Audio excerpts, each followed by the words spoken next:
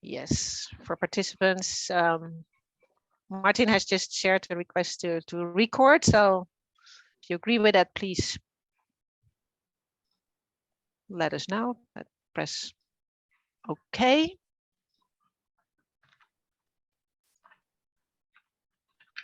There's also, there's another, Caroline is joining. Hello, Caroline.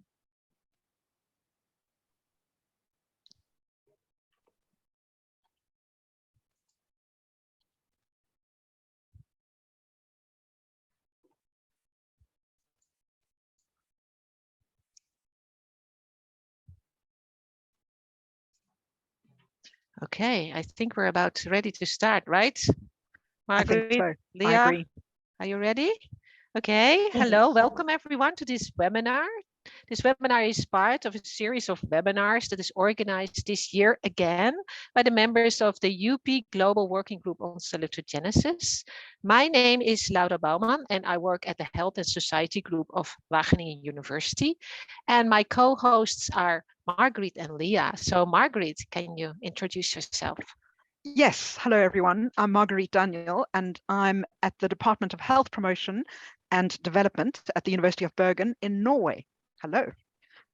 Thank you, Marguerite. And Leah? Yeah, hi everyone. My name is Leah and I work alongside Laura in the Health and Society Chair Group at Wageningen University, and I'm currently doing a PhD about food and sustainability. Thank you, Leah.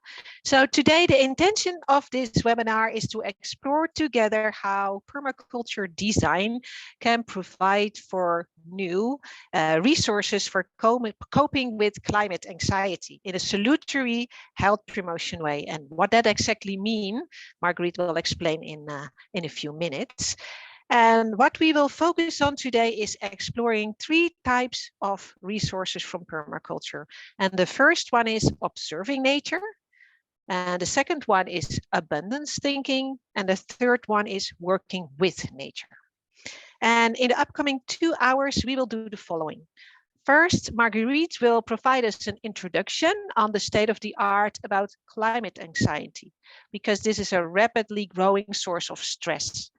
And then she will share how we can apply a salutogenic perspective to this phenomenon of climate anxiety. And that may elicit rather positive rather than negative responses. And after Marguerite, I will share with you some basics of permaculture and the types of resources that we're going to talk about. And after me, Leah will share her personal experience with her allotment garden. I'm very much looking forward to hear about that, Leah, because I know you have a lot of nice insights. And then we have a 10-minute break. And we will split up into smaller groups and we will explore, we will discuss these permaculture resources. And for this, you need pen and paper. So who doesn't yet have pen and paper, please get it. And if you have any questions, please put them in the chat so we can respond to them. And so now it's up to Marguerite for introducing salutogenesis and climate anxiety. The screen is all yours, Marguerite. Thank you so much, Laura. Thank you. So when you see these images, all right, of that we get constantly bombarded with, if we watch the news, if we go on social media, we see these kinds of pictures. What comes to mind for you? Now, Leah has shared the link to the Google Jamboard. So just in a couple of minutes, if you just take some time and on the Google Jamboard, write your response when you see images like these that are currently on the screen. So just use the Jamboard. Yes, and for those not familiar with the Google Jamboard, when you open it on your screen, on the left side, you can pick a sticky note that is right under the arrow button. You press the sticky note and just write down your words and say share, and that's it.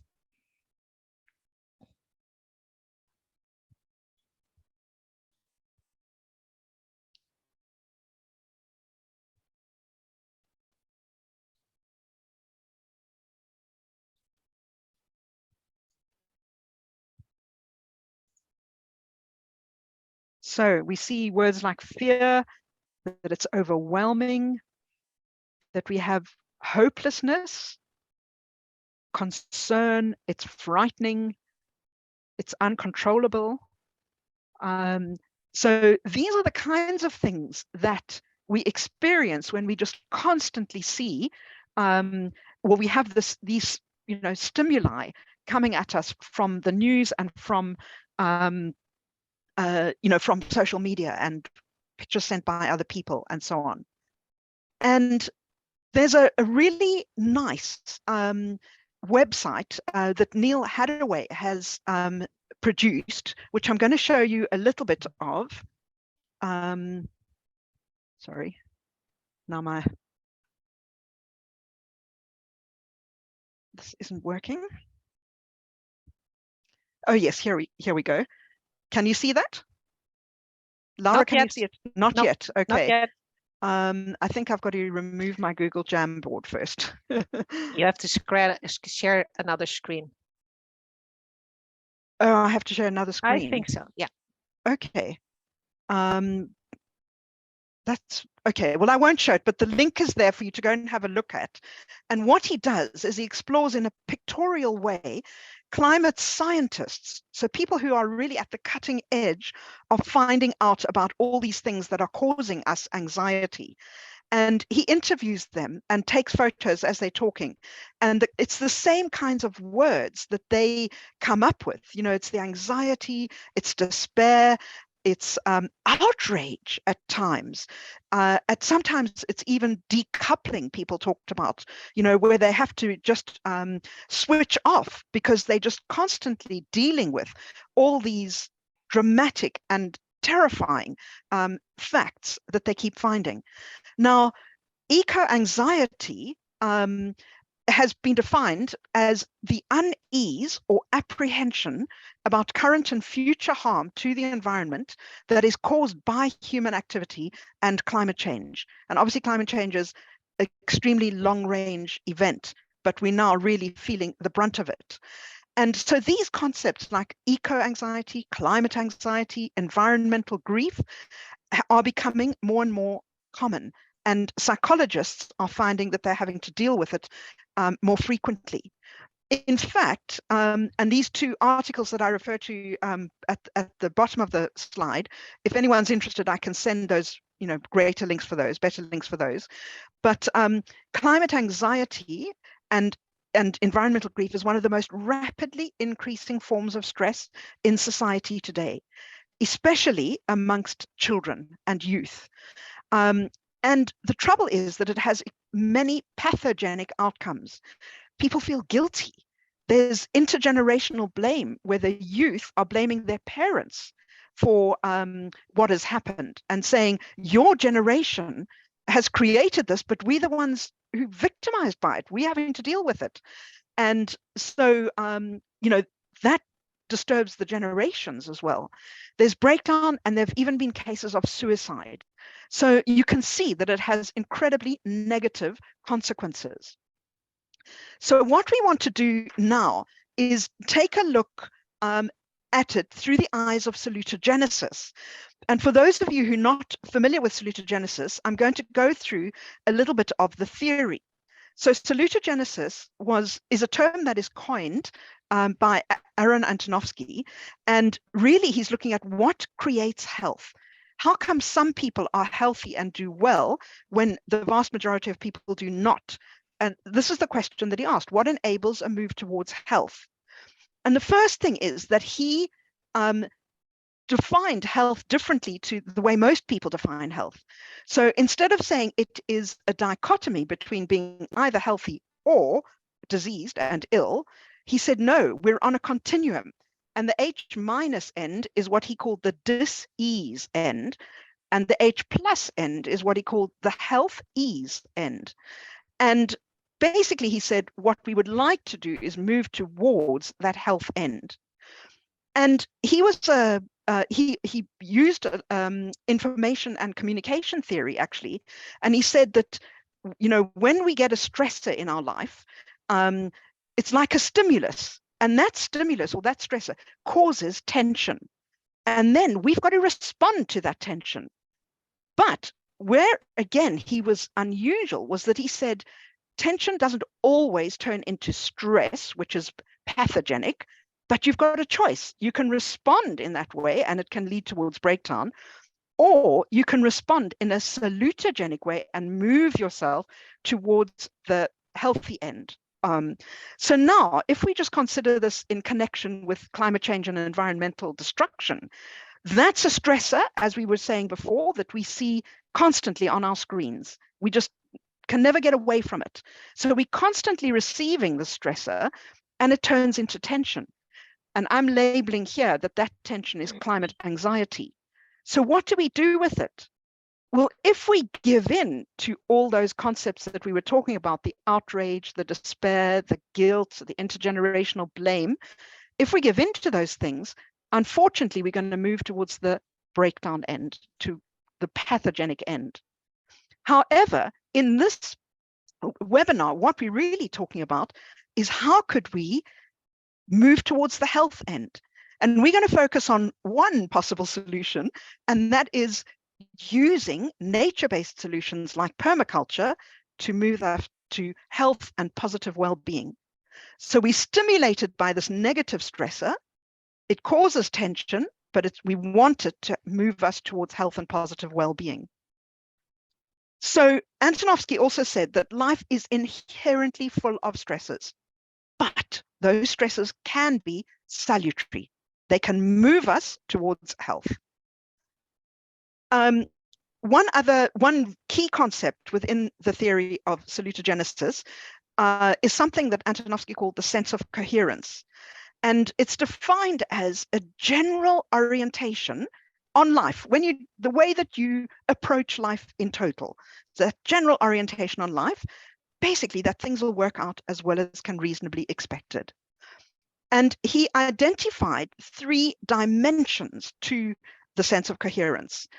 And the first one is often described as a belief that the challenge is understood. We understand what it is that we're facing. And elsewhere in his writings, he wrote it like this, and I love this one, that a person has a solid capacity to judge reality. So for example, in the face of climate change, you know, how much is there that we as little individuals can do? And if you're thinking, we've got to stop all carbon dioxide emissions immediately, but it doesn't only depend on you yourself, it depends on all of society, you know, you can be overwhelmed. Those concepts that we were writing up can affect us. So if you can judge reality and say, okay, what are the things I can do?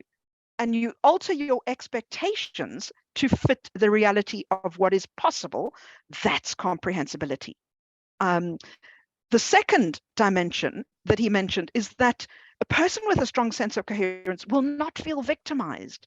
They understand that they have the resources to cope. And he called this dimension manageability. We can manage that stressor changed into tension. We can, you know, use it instead to move us towards the health end. We can cope. And the final dimension is meaningfulness. And this is when a person views the challenge as worthy of investment and engagement. We're not just going to ignore it and, you know, say we're not going to get involved with this. No, it's important to us. It has meaning for us.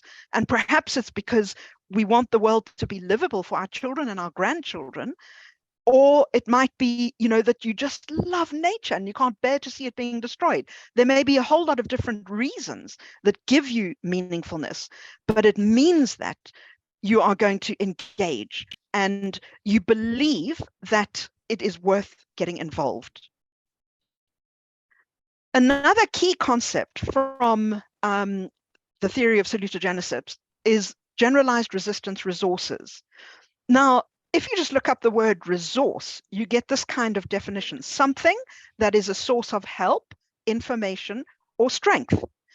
And it looks a little bit different when Antonovsky writes it for generalized resistance resource, okay? Because he defines it as any characteristic of the person, the group, or the environment that can facilitate effective tension management. So notice that when that word resistance is added in, it's related to tension. And if you remember the continuum and the stressor bringing in tension, so basically we want to prevent tension causing breakdown and causing us to be stressed. So the difference, I would say, between a resource and a generalized resistance resource is that you use it to resist tension, okay, and to prevent tension causing harm. And instead, you move towards the health end of the continuum. So what does this mean for us when we're thinking about climate anxiety? Now, it's very interesting because, as I was saying earlier, it's becoming such a widespread disease, really, especially amongst the youth of our societies. And so psychologists and doctors are trying to treat it. And there are numerous articles about the available treatments, cognitive therapy that's been used, support groups, action groups, and so on. And what we are going to look at today is, could nature-based solutions, especially permaculture, which is what we're focusing on today, could it be used as a resource to resist that tension and to prevent the tension from becoming stress and help us to move towards the health end?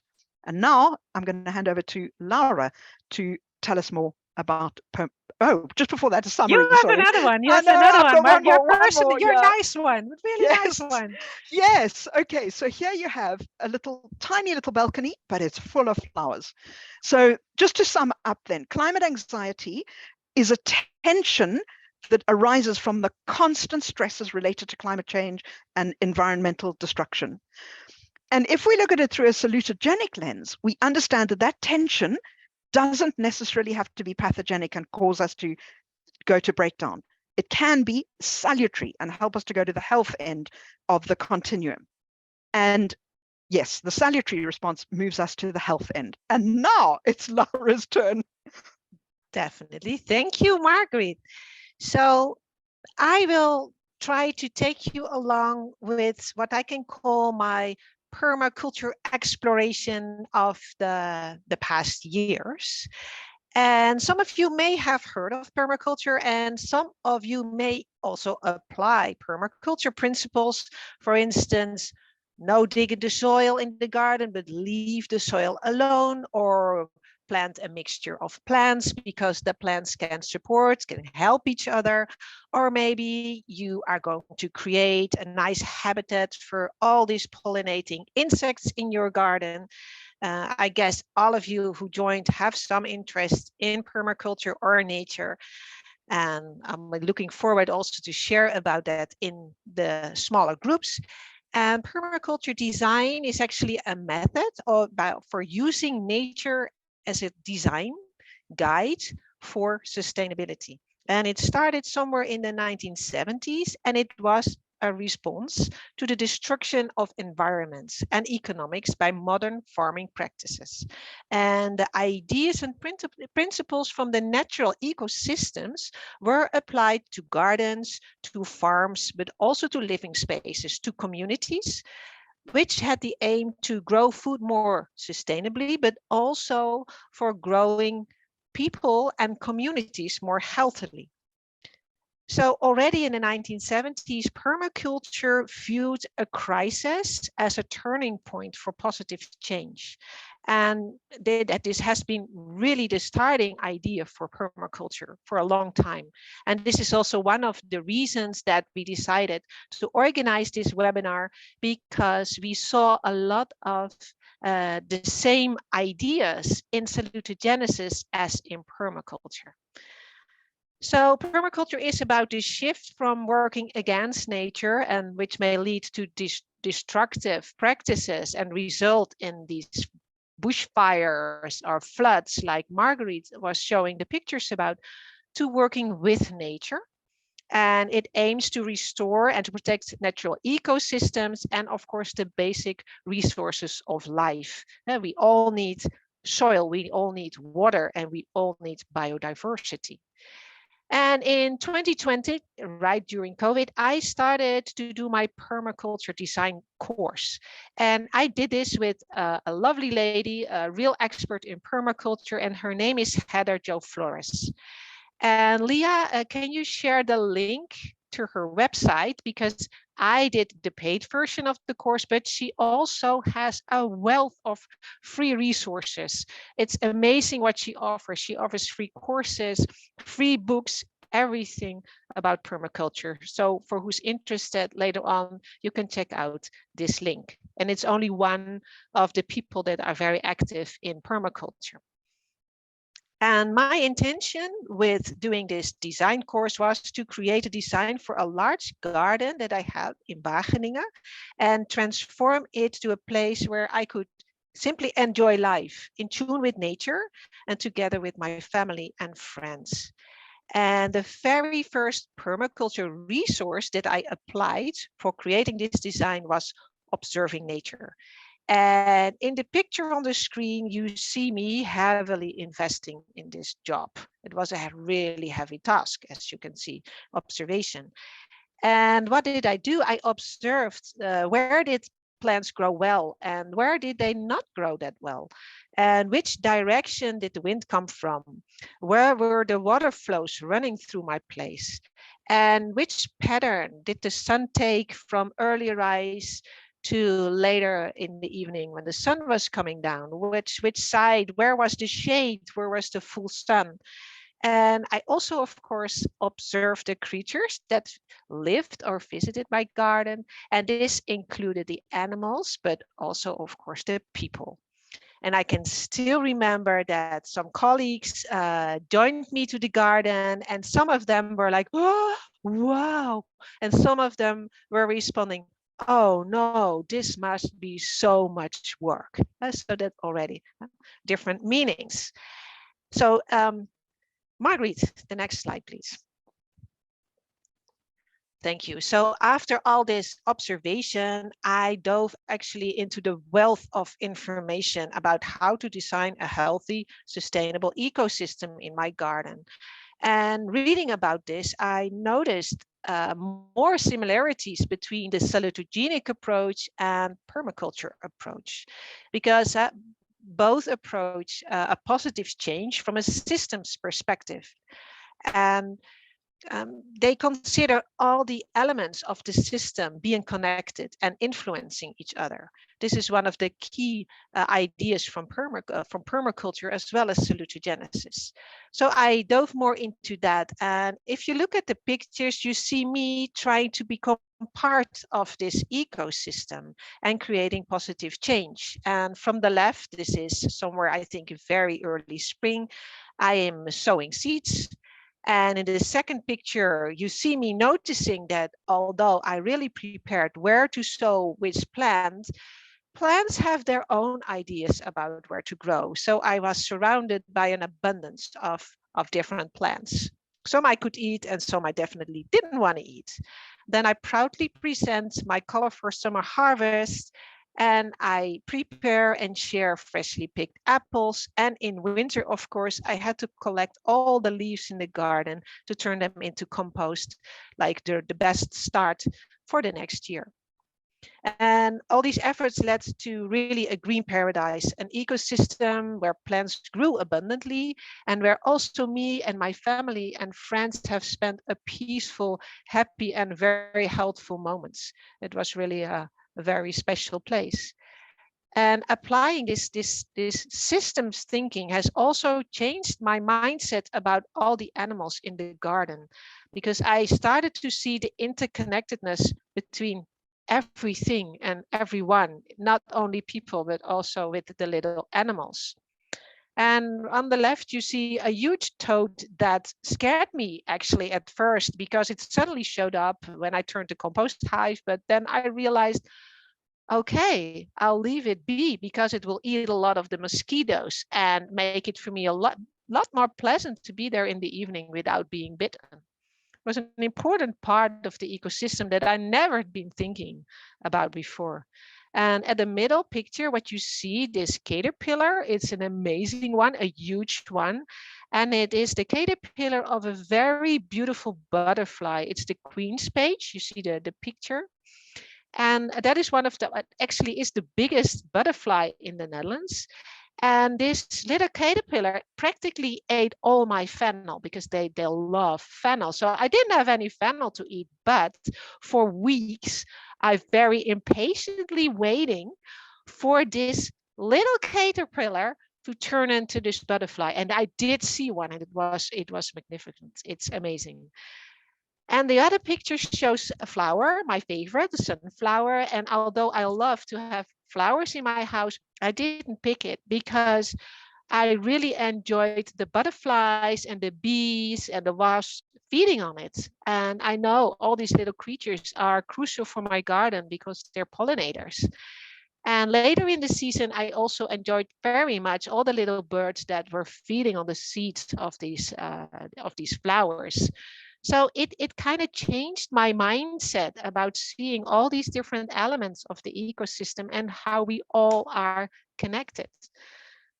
So we're about to go to the next slide, please, Marguerite. Yes, thank you.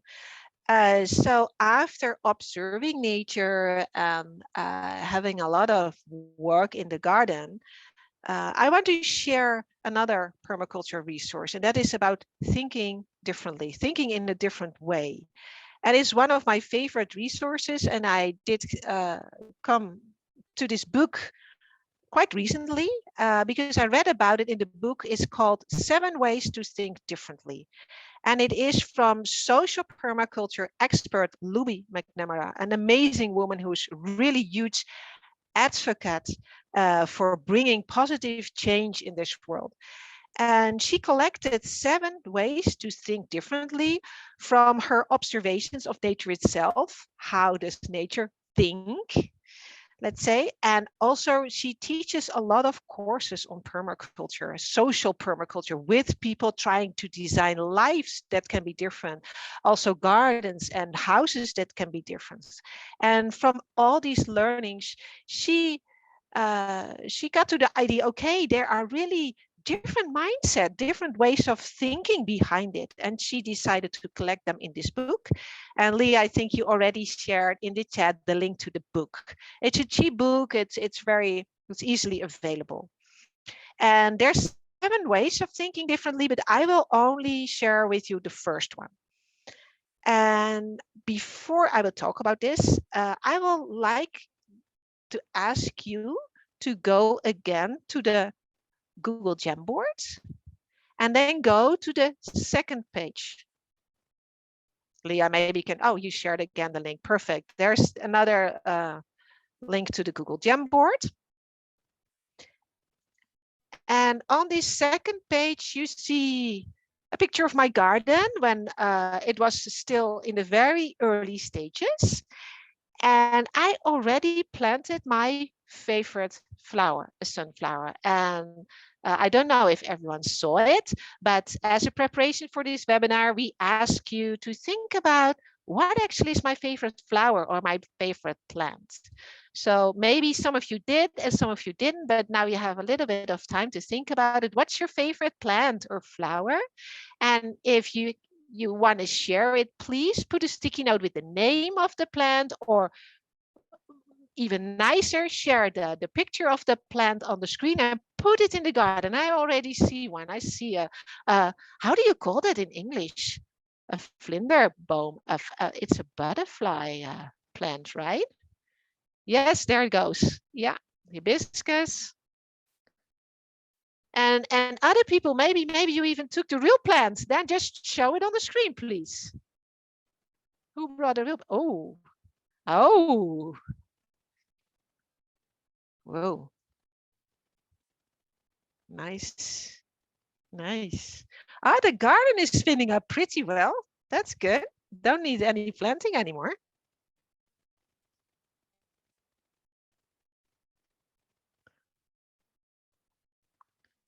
More flowers. You can also just, you know, the first plant or flower that comes to your mind when you're like, Oh yeah, flowers. Yeah, when I'm outside. And if you don't know the name, just say whatever name you give it. Oh, I see magnolia, and I noticed here in the Netherlands, they're starting to bloom, and I cannot wait before they come to full flower. They're amazing. I know there's some colleagues here and that they also like to take these little walks when we have a break. And every year there are these amazing magnolias flowering close by. Yes, there's some more. Ooh, there's more coming. That's jasmine, I think. Yeah. Okay, so I will just start sharing. Like I put on this sunflower, and I already said like that I like them because for me it's amazing. It's a tiny seed, and in my garden it grew to more than 2 meters. I was like, I didn't water them. I didn't do anything. It just came there. It was amazing. It was even taller than my husband, who's pretty tall. And I mean, they bring me like sunshine on a rainy day in the garden. And I just, like I said, I enjoy seeing the birds and the bees enjoying these flowers as well. So who else wants to share? Anyone wants to share? Who did put up I that? was trying to share the Jamboard, but maybe Leah, yeah. you can share it. Could you share the Jamboard? I just can't find it to share. Okay. Apologies. Sure, we can share the Jamboard. Thank you, Leah. Yeah, there it is. Look at that. What an abundance. So who wants to share with us why this is their favorite plant? Yeah, I'm willing to do so. I've put the butterfly flower. I don't know what it is in English, but I love butterflies, and it's really relaxing to I've got one in my garden, and yeah, when you sit there in summer and you see these beautiful butterflies, I also can't stop taking pictures of them because I just love this combination of the beautiful colors and the butterflies. It's called a budlia. Budlia. A budlia. Ah. Budlia. Oh, we learned something. Oh, well, amazing. Who else wants to share? Who is the beautiful red rose? That's me, Laura. Oh, Crystal. Yeah, I love the rose because my daughter is named Rosalie, so after a rose, and I think it's a beautiful flower. And I think accidentally I also put it on my shirt. Maybe you can see it, but today there's I have roses on my shirt. Yes. Oh, you're surrounded by roses. How beautiful! And I see actually a green plant. The leaves. Who put that on? Are you willing to share? Oh, that was Julia. It's a Calathea plant. Calathea. So it's actually a plant that I have indoors in my apartment, and I really like it. It has really interesting like shapes on the leaves, and the one I have, like when it's thirsty for water, the leaves shrivel up. So it's very practical if you're not experienced with plants, so you can know when to water. Yeah, I would just really like to have them indoors, actually. Oh, beautiful. Someone just put up a grapevine. Whoa. Do you want to tell us why this is your favorite plant? Yeah, it was me. I just like wine. So. Me too. And I think the plant actually looks quite nice. They are very yeah, when you see a vineyard, it's somehow magical. And here in Switzerland, there is the region of Lausanne, which is quite famous for wine. And if you go from like on a train to Lausanne, you have really this sort of terraced vineyards there, and they're amazing, beautiful. I passed by them by train on my way to Rome, and someone told me these are like really ancient terraces that they restored. Amazing. So we could all look at these beautiful vineyards. So everyone needs to take the train if they want to see that. From Geneva, somewhere along the Lake Geneva, right, Martin? That's where it is. Anyone else wants to share? Exactly. Yeah. Anyone else wants to share? I see hibiscus. That triggers me. That intrigues me. Yeah, I'm the hibiscus guy. Oh, you Because, are. when I think to hibiscus, I think to south, to beaches, to sun, to a cold beer, nice near the water. So that's why I choose hibiscus. Okay, you can also drink a nice tea. Make a nice tea with it, or like red colored tea, right? Hibiscus leaves. Good idea. And so Leah, can you stop sharing? Then Marguerite, can you put up the presentation again? Yes. Yes, this slide I need. Can you put it in presentation mode? We struggled a bit with the presentation mode and not presentation mode, but I guess that's for all of you a bit familiar, right? You're doing fine. The online thing.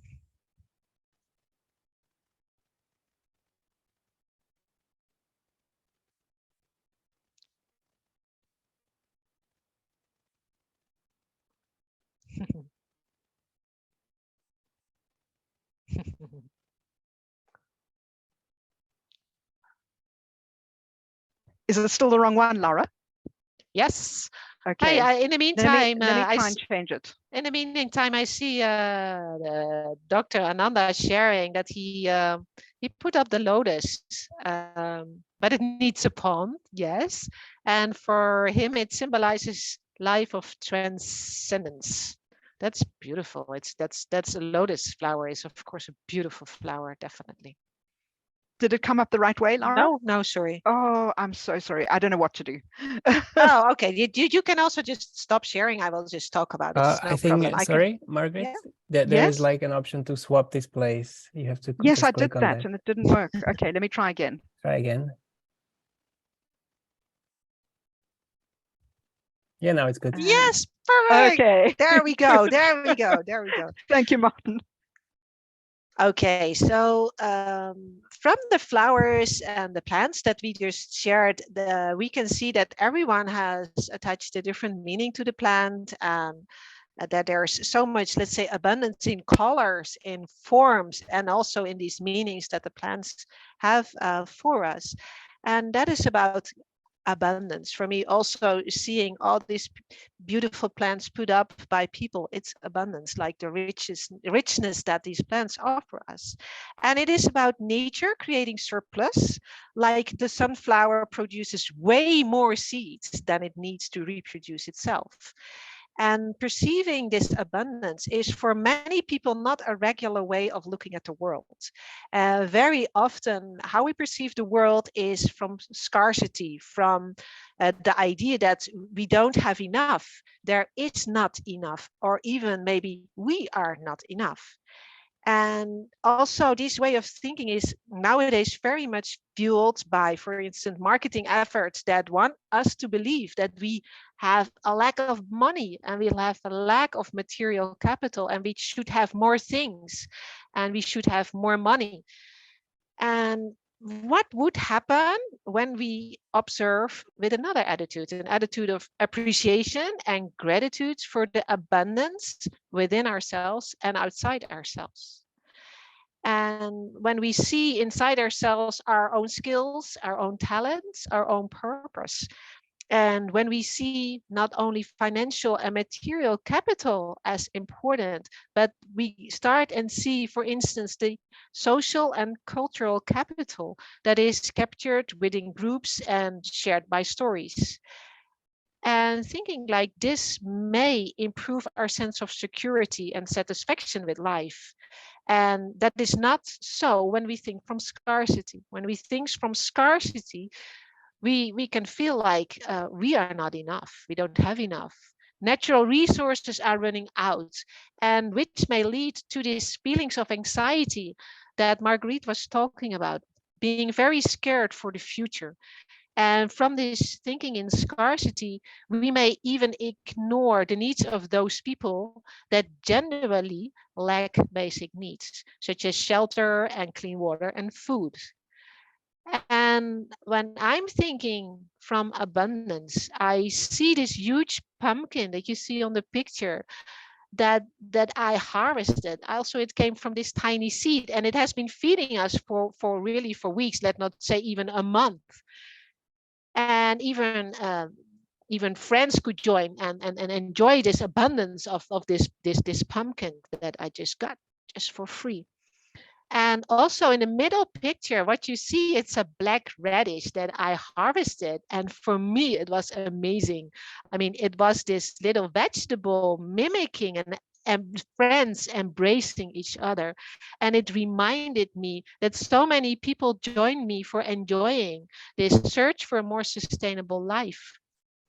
And also the third picture, it's a picture of a cardoon. It grew in my garden and I couldn't stop looking at it. It is an amazing color, amazing form, and it grew up to 2 meters in the blue sky. And for me, that is kind of a showing like nature can provide us so much abundance and joy.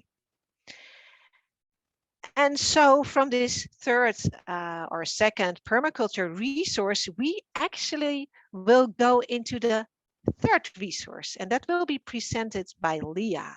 And that will be about doing the real job, nature work. So Leah, the screen is yours. Thank you, Laura. I really enjoyed hearing about your experience. And I think there's a lot of similarities also between our two experiences. So probably things that will come back up. Can you see my screen? Yes. Okay, perfect. Yeah, I named my presentation Reflections from a Clueless Gardener because that's really how I started off. I will talk a bit about where I came from in the next slide. But I really did not know anything about gardening. My parents didn't do anything related to gardening. They were not also really into nature, so I never went on to hikes or things like that I see a lot of people do here in our department. And when I started in this garden, so actually one of my friends had an allotment in the garden, and she told me, oh, one allotment is free, so you can join. And I told her, but like, I really don't know anything about gardening, like really nothing. And she was like, oh, but me too, like I don't know much about gardening either. But then this was her patch. So it just shows that knowledge is a very relative concept. So for me, when I said I don't know anything, is like I didn't know how to put seeds in the ground. I didn't know how I should do it. Do you need to do it in a line, or like I was just very, very clueless. So I'm just going to take you kind of through my gardening journey, and also I divided it into the different seasons. So looking into kind of the reflections I had in those different seasons also. So what gardening ended up to be for me was really a way into abundance, what Laura was talking about, and reconnection with nature. And this is something I really felt throughout my gardening journey, and especially at the end looking back.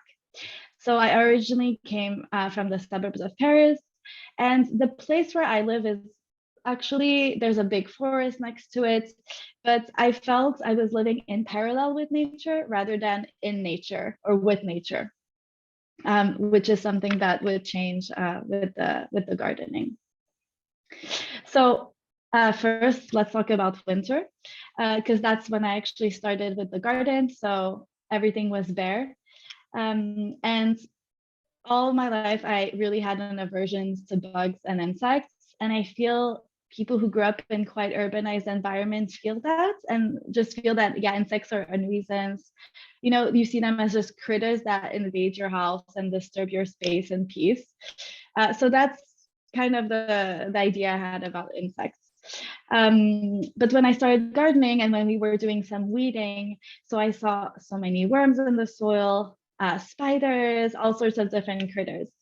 And it was actually one of the first times that I started seeing insects as a good omen, because I knew like, oh, I learned that this is like a sign that my soil is healthy. And this means that my crops will grow well. So already, yeah, I started to have a little shift towards that. And I was less scared of them also, because I used to be, yeah, I just didn't like bugs. But so yeah, just building kind of this more interconnection. So springtime came along, and yeah, it's the first time I started growing something from a seed. And I had to look up all these YouTube tutorials, how deep do I need to put the seed in, and when should I start, etc. But so it may seem a bit absurd perhaps to some, but for me, experiencing growing things from scratch was like a real revelation. And just, yeah, seeing this tiny seed that emerged into a plant. This is a cucumber plant. And every day I would wake up and look at it and see like, oh, it grew a bit more. And just seeing the whole process of it. And then, oh, ultimately, like I'm going to be able to eat from that plant was really kind of mind-blowing for me, because I hadn't done it before. And here, so on the left side, you can see that's when I put the cucumber in the garden. And then the middle picture are my lettuces that did quite well in my second year. The first year was a bit harder. And then on the right, my radishes, which I was very proud of. And I was really astounded by how much variety, actually, because in France, we only usually have one type of radish, at least where my mom was going at the regular supermarket. And so I was just used to, yeah, one type of radish, and I didn't even know there was so much diversity. So now summer, and we go into abundance, obviously. So I remember I went back home to France at some point in June, and it hadn't been very warm in the Netherlands yet. And when I came back, like everything was super green, and everything just, it was incredible when I went there, and I couldn't believe how much had happened in just, yeah, a month of me being away. So here is again the cucumbers, but you can barely see them now because there's just so much sprouting out, yeah, next to it.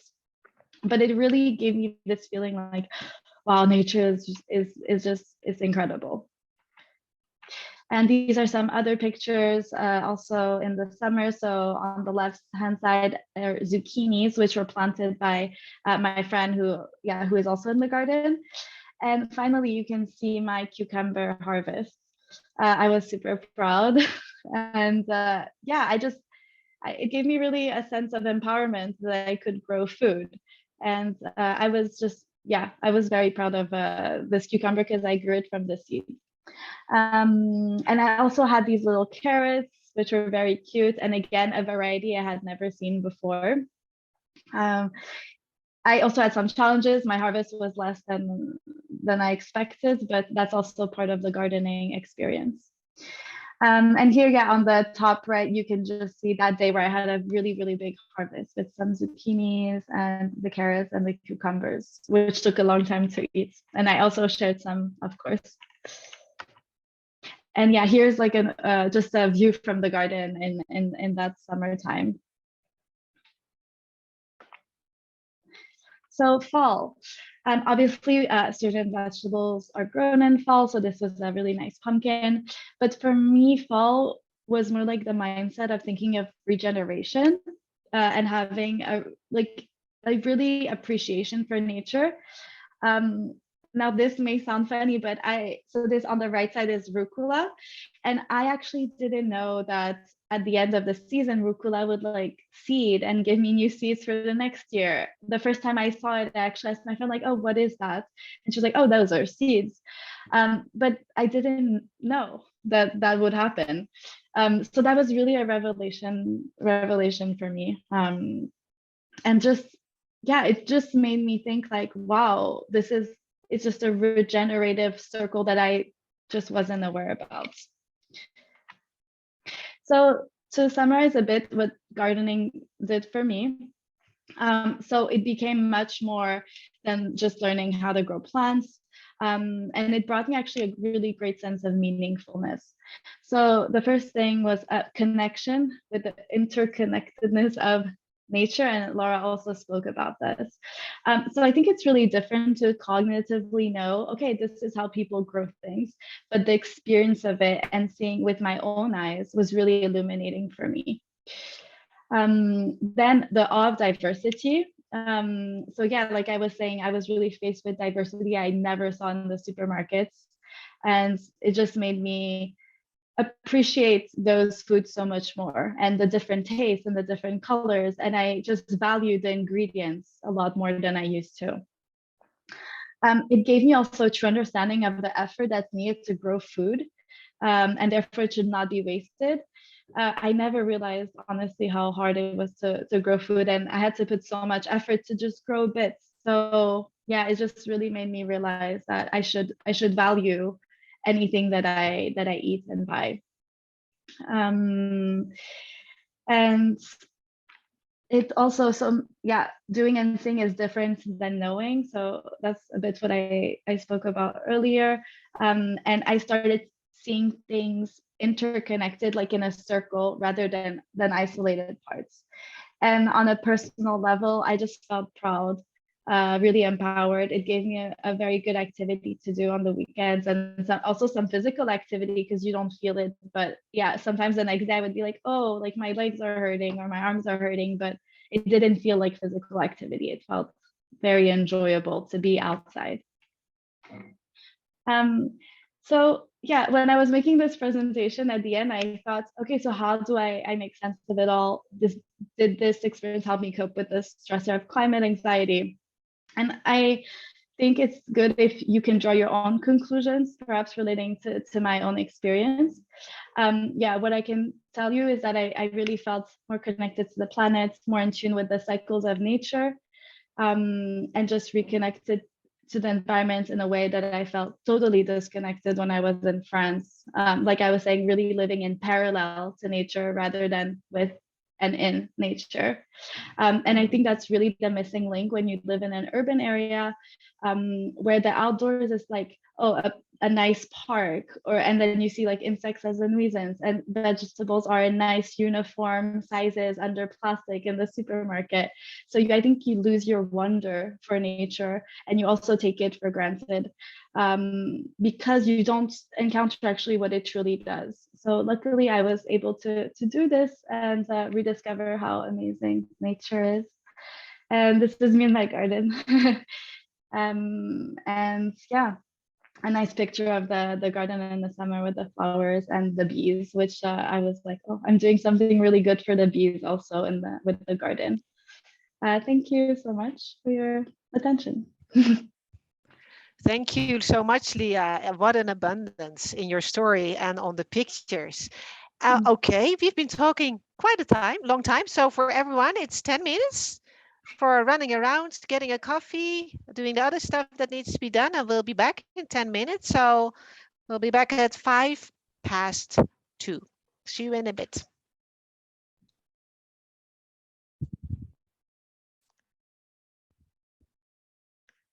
Nice to see everyone. Yes, welcome back. But it is nice to see with the photos on.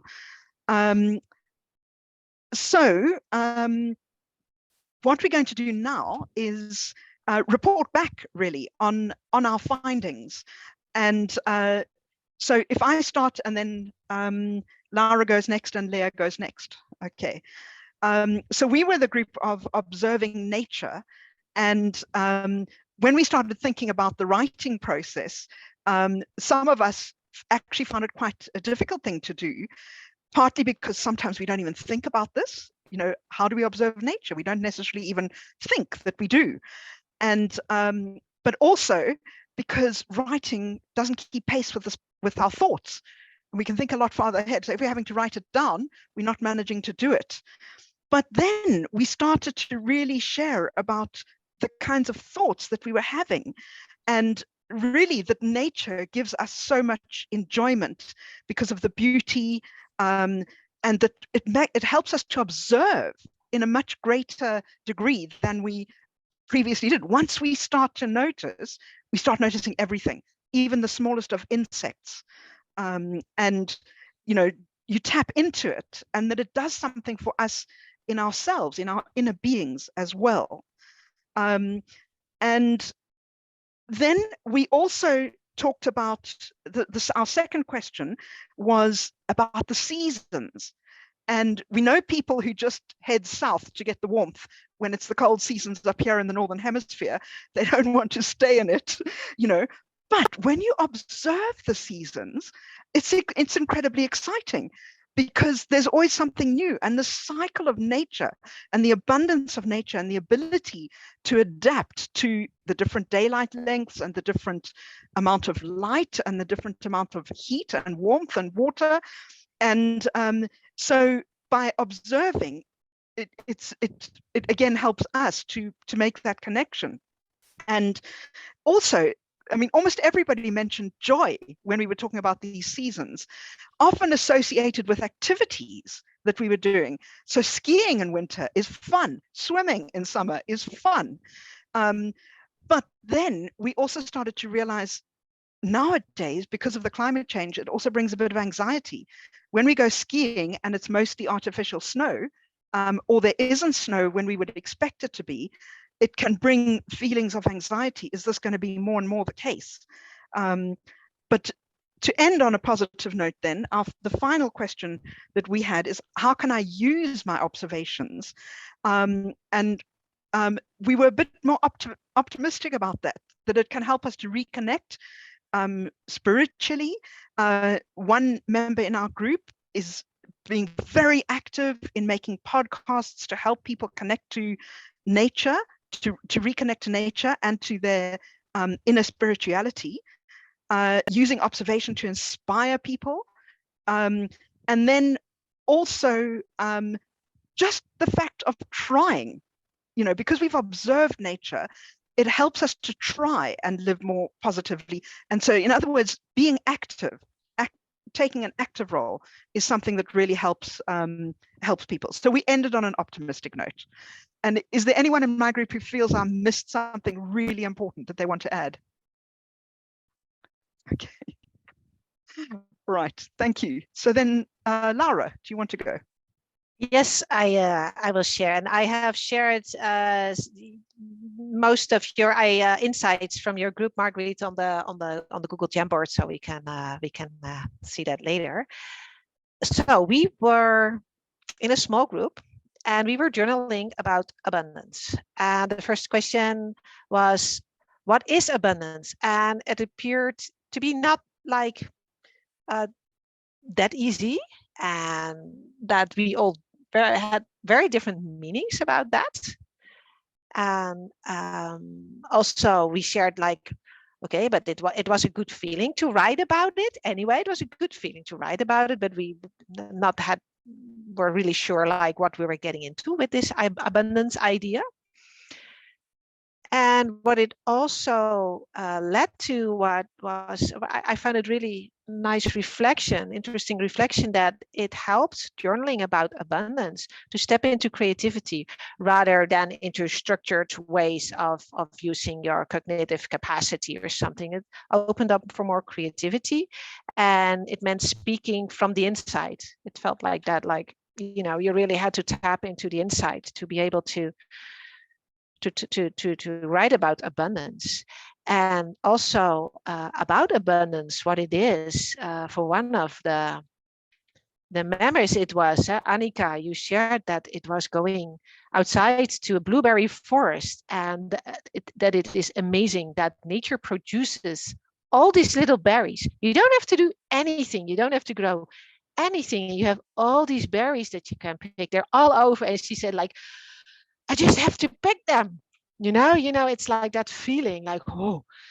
And then we went into the idea that their time and the lack of time we often have. And we shared also about at work, for instance, that we don't have time. We have an abundance of tasks, actually. And that time is such a valuable resource. If you have time and you see it like, wow, this is really, I really appreciate having time, that you also can dedicate this time to doing something valuable rather than wasting time. And I also love the expression that like time, it comes every day for 24 hours and it's just flowing away like that. Annika, thank you. I will remember this one. It's beautiful. And we got into also related to time into that there is so much competition in the world. We were all from academics that we feel all with the stimulation of the system that you have to compete with other people, and that because you have that many tasks, not that much time. We're not even thinking about caring and sharing with our dear colleagues. So that was kind of our discussion about, abundance and how time is playing an important part in that, and also the competitiveness of the world that makes us do more and have to do more and have to work more and maybe earn more and have more power or have more precision or things like that. And so it was felt that there is a push at works that hinders this appreciation of time and how to use it and care for others, be able to share your time with others. And we also got into an interesting discussion about small children, because one of us has small children, Crystal. And maybe Crystal, you want to share. I love the way you shared about this. So what did I share? Oh, yeah, we talked about how can you apply abundance thinking in your own everyday life. And I think that because my kids are still very little, below the age of 4, that they force me to do it because they notice the things that I forget about, the first flower in spring. When we go to the supermarkets, then they force me to stop and look at it because they think it's really special that all of a sudden there is a flower, And I think if I was just on my own walking to the supermarket, I would just go, I would not see it because I'm in a hurry and I want to go as quickly as possible to, get the groceries and go back home. And they don't have this, they are not rushed. They don't feel the time. They don't know about climate change. They just see the world as a very beautiful place still. And that is, I don't know, that inspires me to just slow down a little bit and appreciate everything what's around us. Because even though climate change is a big, scary thing, I think, they still point out the beautiful things that I can still appreciate. Thanks, Crystal. Annika, do you want to add? No? Thanks. We'll go over to Leah's group, Leah and Lenneke's group. Yes. So yeah, Lenneke and I facilitated the group about working with nature. So regarding the writing process, we said that it really brings new ideas that come into your head, like as you're writing, like things that maybe you hadn't thought about before, but because you get like this very open prompt and you can just write anything down. So in that way, the writing process with the prompts can be like a very inspiring process. And then one participant also said that just thinking about working with nature, that they already felt like they are in nature, and that changed their feelings. So yeah, they felt like emotions that they would probably feel when they're in nature, like feeling more calm. So even though they're not in that setting, also just like having the prompts and thinking about doing things in nature brought them that kind of inner peaceful feeling. Then we also noted that there was a bit of a contradiction between the setting where we are doing this exercise, which is in an office behind a computer, and here the weather is really there was a bit of a lightning and thunder, compared to what we are writing about, which is working in nature and how that expresses in our lives. So just a bit of a interesting contradiction between those two environments. So perhaps it can be hard to like think in the exercise. And then we also discussed that this exercise can bring up feeling of frustration also. So because we know obviously that for us nature is really important, but preserving nature can be very difficult. And yeah, we were wondering like, okay, how can I make something more concrete to really help nature? What can I do? Am I doing the right thing? So we had the discussions about this. So yeah, this exercise also brings up that other aspect of anger, frustration. And I think that's about it. Does anyone from my group want to add something? Yeah, I think that in general also, I think we had some music, no? Oh, yeah. And, we asked, and that was nice and gave a calm feeling also to write. But Mathieu, you were going to say. Yeah, I was saying something, but not an important thing as usual. No, please say it. Now you have to say it. Now you have to say it, Matthew, even if it's about beer. But I'm the frustrated guy, but that's not frustration, you know, that's more helpless.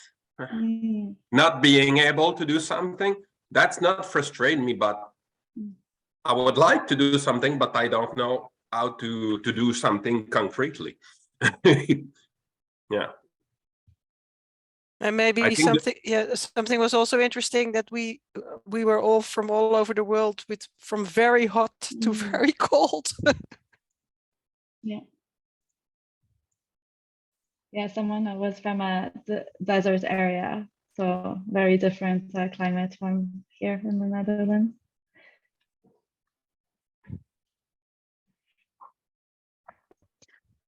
Well, thank you, everyone. I don't know if before we finish up, is there anybody who wants to add something that feels been left out of these discussions, or you know that what you said hasn't been represented in the Jamboard at all? Before we continue, Laura, did you want to say anything? I just wanted to share I will share the Jamboard with all the. I've heard also what I also noticed is that we had obviously very different discussions in the three groups. Amazing, and this makes me also like, wow, I want to be in the other groups as well. It's really very new insights that I haven't been very different than, you know, what I expected to come out or anything. So can everyone see the Jamboard? Yes. Yes, you can see it. Yeah. And I mean, that actually was said at the beginning. Somebody in our group also said that it was very hard to choose which group to go to. Because that's good. Yeah. That means that we can have more webinars if people like that. Yes. And it is over again. So although I am a bit worried we lost quite some people. Yeah. That they hopefully didn't leave because they didn't find a group. No. I think that we could see who was going to the group. But so when we see all these three, does anyone want to reflect on it from another group that will say something? Oh, this was from another group, and this really was striking me. I mean, in the abundance thinking where you talked about creativity and speaking from the inside, it was something I left out that I should have said from the beginning as well, because that also came up in our group. Well, but that's things come up that come up, and I think that that feeling from the inner side, I think when we relate back to Salutogenesis, that relates, of course, very much to meaningfulness and how this way of, you know, how this can tap into going inward And sometimes it can be very difficult to talk and explore about what is meaning, what has meaning to me, what is meaningfulness actually to me. And for me, this whole journey during the webinar was meaningful for me, and recognizing more like this resonates really with who I am and how I want to do things in life. So that is what I see in this whole picture of the Google Jamboard notes that you all see. And actually, you're right. To get back to the to get back to the sense of coherence thing, meaning has come through all over, you know, and the thing from our group that I shared, the person making podcasts to really help people reconnect. That's trying to bring meaning back into their lives. But also what we've been talking about is our comprehensibility. How are we understanding this? And the fact that it came back to some climate anxiety again, you know, and then to just remind ourselves, we can't solve the whole world's problems, but we can do something in our sphere. You know, we can connect with reality about what it is that we can do here. And I think being in nature and, you know, working with nature like Leah and Lara were explaining does something like that. You know, it helps you to manage. So you understand it, and it also helps you to manage the situation. Yes, so I heard about the frustrations of Mathieu, and well, start doing it, even when you know, oh my, I have no clue, but like Leah, and so is also how I started. Just go out and start doing something, planting a little tree, make this tiny garden. And it reminds me also about Marguerite, your personal story that you only have a balcony, you don't have a garden, and even this small balcony you can turn into this amazing natural surrounding little paradise, and you will do even a permaculture course for that. So I think when looking at this, I think in permaculture, there's many resources that might definitely add to building the sense of coherence. The meaningfulness is all over in this picture that we draw on the Google Jamboard. And that is all we know. We know that is the driving force. But it cannot be without the comprehensibility, the understanding, like what is really going on and where is it going on. And also, I think also the understanding about your own mindset. Like I personally was journaling about abundance, and I realized my way of thinking is a lot about scarcity. So these permaculture resources are available on a lot of different levels, and maybe some people, some other participants are now maybe inspired to tap into them. We have provided some links to resources, but of course you can also explore the internet. There is a lot. Permaculture is all over. It's really nice. Yes. Leah, did you want to say anything finally in the wrap-up section? I just was thinking about everything you were saying, and now I was thinking how wonderful it would be if in the school curriculum there would be permaculture, because I think what we've been talking about a lot is meaningfulness, and I think ultimately people need to care about nature, and that also comes with being able to relate to it, be able to be in nature. And I think a way to do that, like exactly like with all those nutrition programs where you try to expose children to like vegetables, so they like vegetables. So it would be just wonderful if they could all be exposed to growing food, understanding how everything is interconnected, and then hopefully then the next generation would care more about the environment, and then could fight more perhaps against the climate change that's happening on a very systemic level. So it's a bit optimistic and maybe wishful thinking, but I think that would be really amazing. Yeah, that does sound fantastic. Yes. Unfortunately, we're now coming to the end of our time available. So what I would like to tell you about is that this series of webinars continues. And the next one that we have is about salutogenesis and planetary health. And actually, Martin or Matthew, I'm not sure of the date. Do you have a date for that one? Or, yeah? Yeah, it's 17th of May. 17th of May. Yes. Excellent. Same okay. time. Same time and same procedure, signing up beforehand to get the link. Yeah. So Salutogenesis and planetary health is the next one. But I would just like to thank everybody for super participation, excellent discussions.